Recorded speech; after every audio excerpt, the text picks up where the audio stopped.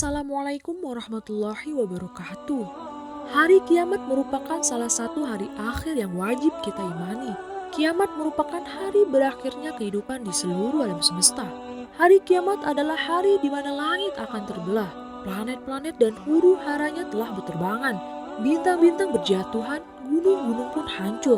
Matahari digulung, binatang-binatang liar telah dikumpulkan. Hingga lautan-lautan meluap. Ruh-ruh dipertemukan dengan badan, neraka dinyalakan, surga telah didekatkan dan bumi pun diratakan. Kabar tentang terjadinya hari kiamat sudah tertulis dalam Al-Quran dan hadisnya. Nyaris tanda-tanda yang dijelaskan tersebut sudah terjadi. Bahkan bisa kita simpulkan bahwa kita sedang menanti datanya tanda kiamat besar. Jelang terjadinya kiamat besar maka akan terjadi petaka dan huru hara yang akan melanda manusia, khususnya pada umat Islam. Dalam Al-Quran sebelum datangnya kiamat ada beberapa makhluk yang sudah dijadwalkan untuk hadir menemani manusia. Ada yang tugasnya untuk membawa manusia pada keburukan dan ada juga yang membawa pada kebaikan. Berikut ulasan tentang makhluk-makhluk yang akan muncul sebagai tanda kiamat sudah dekat. Tapi sebelum kita lanjut ke video, kalian jangan lupa ya untuk klik tombol like, comment, share, and subscribe channel 18 News ya guys, supaya kalian gak ketinggalan informasi-informasi yang menarik dan juga yang bermanfaat pastinya.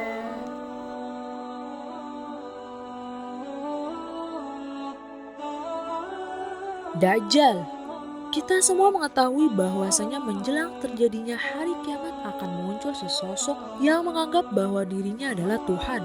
Memang ia diberi kekuatan oleh Allah Subhanahu wa Ta'ala dengan tujuan untuk menjadi cobaan bagi umat manusia.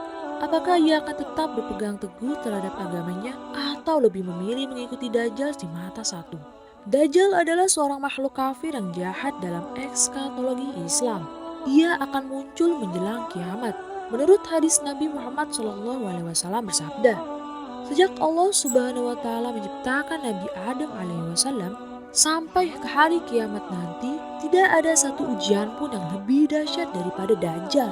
Nabi Muhammad SAW mengingatkan para pengikutnya untuk membaca dan menghafal 10 ayat pertama dari surat Al-Kahfi sebagai perlindungan dari Dajjal. Dan kalau bisa berlindung di kota Madinah dan Mekah.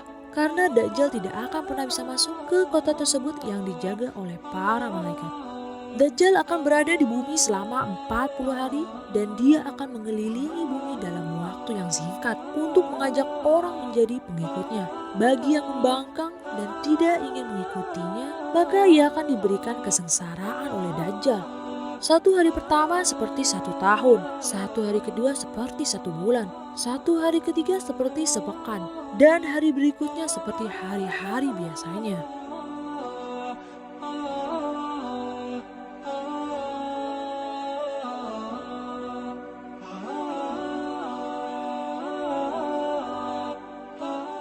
Imam Al-Mahdi.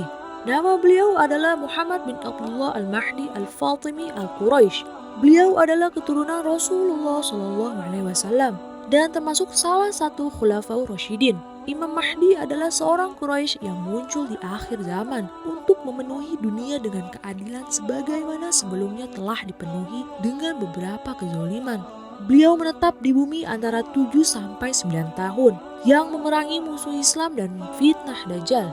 Kelak Al-Mahdi akan memerangi pengikut-pengikut Dajjal bersama Nabi Isa dan pasukan-pasukan muslim lainnya. Perang tersebut adalah perang terbesar sepanjang sejarah dan akan menjadi perang terakhir yang terjadi di muka bumi.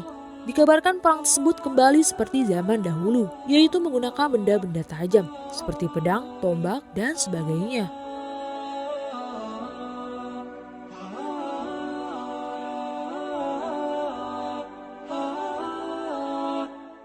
Isa Al-Masih. Nabi Isa akan turun ke dunia di menara timur Damsyik di saat kaum muslimin hendak mengerjakan sholat berjamaah. Turunnya Isa dengan diapit oleh 2 malaikat yang mengenakan 2 pakaian yang dicelupkan dengan minyak waras dan za'faran. Ia memiliki wangi yang sangat harum, serta ketika ia mengibaskan rambutnya, keluarlah permata darinya. Setelah mengerjakan sholat, beliau memimpin perang melawan Dajjal yang diikuti oleh 70.000 seorang Yahudi. Tatkala Dajjal melihat Isa, maka tubuhnya meleleh seperti melelehnya garam dalam air. Kemudian ia terbunuh oleh Nabi Isa alaihissalam dengan pedangnya di pintu Lut. Dari kitab Majmu' Zawaid nomor 344. Saat itulah berakhir perang tersebut di dunia dan perang terakhir yang terjadi di muka bumi.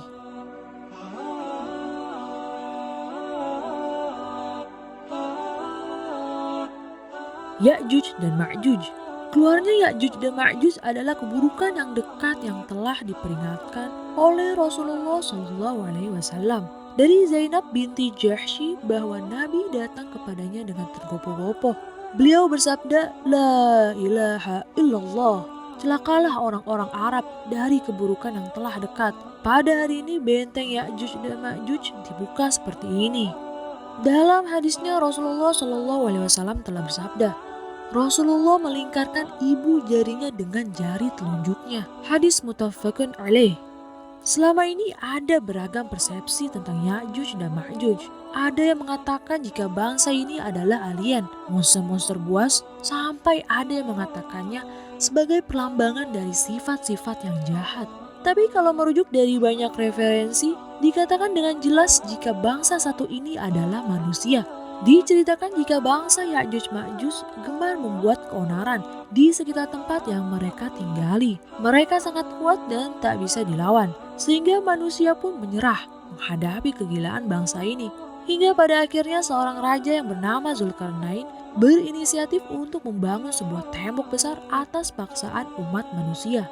Dalam hadis yang diriwayatkan oleh Ahmad, Rasulullah SAW berkata, jika tembok ini sangat dijaga oleh Allah, ketika Ya'juj Ma'juj berhasil membuat lubang, maka keesokan harinya Allah mengembalikan bekas lubang tersebut dan membuatnya lebih kuat dari sebelumnya.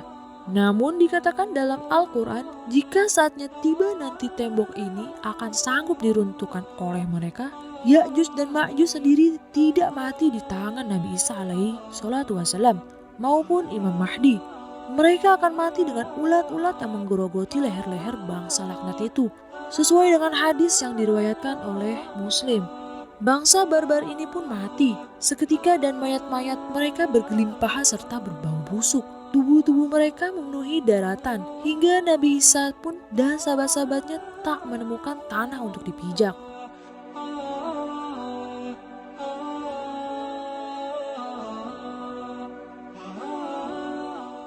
Dabbats al-Ard. Dabbats al-Ard merupakan binatang buas atau bisa disebut dengan monster yang muncul dari perut bumi.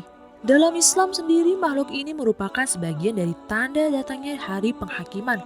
Binatang ini akan keluar dari kota Mekah, tepatnya di dekat gunung Safa. Waktu keluarnya sendiri setelah terbitnya matahari dari barat.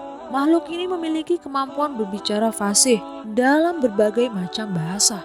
Selain itu, dia juga membawa tongkat Nabi Musa alaihi salatu wassalam dan sementara tangan kanannya memakai cincin Nabi Sulaiman alaihi salatu wassalam. Dia akan keluar dari bukit Safa dan Marwah. Makhluk tersebut seperti gabungan dari banyak binatang. Dia memiliki kepala seperti kerbau, sementara matanya menyerupai babi dan telinganya seperti gajah. Ia memiliki tanduk rusa jantan, namun lehernya seperti burung unta. Dada makhluk ini menyerupai singa dengan warna kulit harimau. Dia juga memiliki panggul yang mirip kucing, namun ekornya seperti biri-biri jantan dan kakinya seperti unta. Dalam penjelasan lain digambarkan jika Dabbas al-Ard juga memiliki bulu panjang dan pendek. Tubuhnya begitu besar namun gerakannya sangat cepat. Dikatakan pula jika sosok ini nantinya akan menandai wajah-wajah manusia di seluruh dunia. Bagi yang beriman, Dabbas al-Ard akan membuat wajah si manusia tersebut cerah. Tapi sebaliknya, ketika yang ditandainya adalah orang kafir, maka makhluk besar tersebut akan menjadikan wajah si sosok tersebut gelap. Nah, begitulah Allah ciptakan makhluk dan keajaiban-keajaiban pada akhir zaman, bahwa apa yang difirmankannya merupakan bukti-bukti dari kebenarannya. Semoga kita semua dijaga oleh Allah Subhanahu wa Ta'ala dari fitnah Dajjal dan juga dari sifat Ya'juj dan Ma'juj. Wallahu a'lam bishawab. Jangan lupa untuk terus tungguin video-video terbaru dari 18 News ya guys, yang pastinya menarik, informatif, dan kekinian. See you on next video. Wassalamualaikum warahmatullahi wabarakatuh.